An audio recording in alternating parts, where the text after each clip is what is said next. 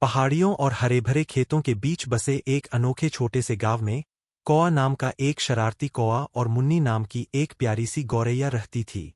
आकार और रूपरंग में अंतर के बावजूद कौआ और मुन्नी सबसे अच्छे दोस्त, अविभाज्य साथी थे, जिनके बीच हंसी, रोमांच और जीवन के प्रति प्रेम का बंधन था।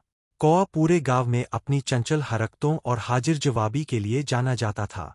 अपने चमकदार काले पंखों और तेज चोंच के साथ वह हमेशा ध्यान का केंद्र होता था, अपनी लंबी कहानियों और चतुर शरारतों से अन्य पक्षियों को मंत्रमुग्ध कर देता था। दूसरी ओर, मुन्नी एक सौम्य और दयालु आत्मा थी, जिसके नरम भूरे पंख थे और एक मधुर गीत था जो हवा को खुशी से भर देता था। हालांकि वह कौआ से छोटी थी, उसके पास एक शांत शक्ति और बुद्धि थी जिसने उसे उन सभी का सम्मान दिलाया जो उसे जानते थे।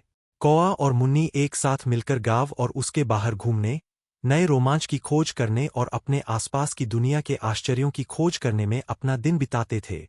हल्की हवा में आकाश में उड़ने से लेकर सबसे ऊंचे पेड़ों पर बैठने और दुनिया को गुजरते हुए देखने तक, उन्होंने दोस्ती और आज़ादी की सरल खुशियों का आनंद लिया।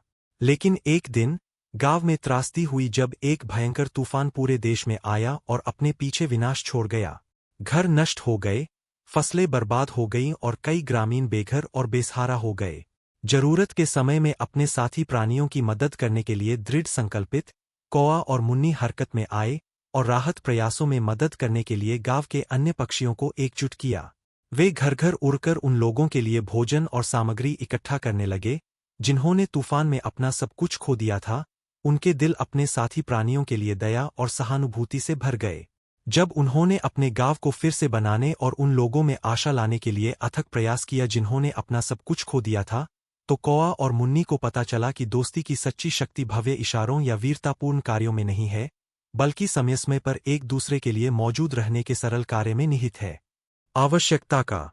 और इसलिए, जैसे जैसे गांव धीरे धीरे ठीक होने लगा और जीवन एक बार फिर सामान्य हो गया, कौआ और मुन्नी को पता था कि वे हमेशा एक दूसरे के लिए मौजूद रहेंगे, चाहे बारिश हो या धूप, तूफान हो या शांति।